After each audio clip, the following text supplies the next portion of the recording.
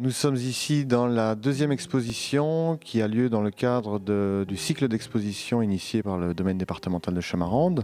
intitulé « Je suis un animal » et qui consacre la question de la porosité entre les mondes animaux et les mondes humains. Alors cette exposition, qui entre en résonance avec celle proposée au château, n'est pas une exposition collective, contrairement à cette dernière, mais une exposition monographique consacrée à une jeune artiste qui s'appelle Odonchi Megdava Dorj. Elle suppose, elle pense,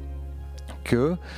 toutes formes de vie sont liées les unes avec les autres et que donc si l'une d'entre elles est menacée, c'est l'ensemble du vivant qui est menacé. L'artiste a déployé un ensemble de dessins qui vont interroger, qui vont plutôt proposer une forme de porosité, d'hybridation entre des figures animales et des figures humaines par ailleurs. Alors on retrouve beaucoup d'êtres ailés, des papillons, des oiseaux.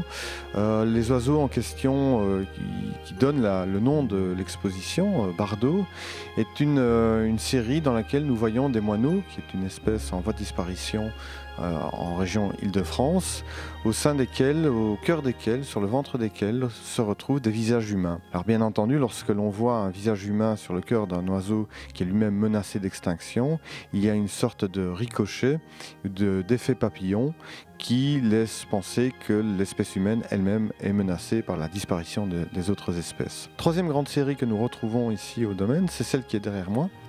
qui est une installation qui s'intitule Black Swan, qui revient évidemment sur la figure du cygne noir au travers des légendes et de la mythologie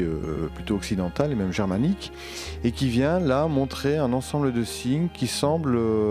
réunis autour d'une figure humaine dont on ne sait pas trop si elle surnage ou si au contraire elle est en train de couler. Là aussi il s'agit d'une sorte de métaphore du réchauffement climatique et de la disparition annoncée de l'ensemble des espèces, et y compris de l'espèce humaine. Et enfin, l'exposition montre un ensemble d'une centaine de sculptures en céramique, qui est une nouvelle pratique développée par l'artiste depuis octobre 2021 à l'occasion de l'exposition, qu'elle a développée exprès pour l'exposition, et qui montre là aussi différentes manières selon lesquelles l'artiste envisage une porosité entre les mondes humains et les mondes animaux.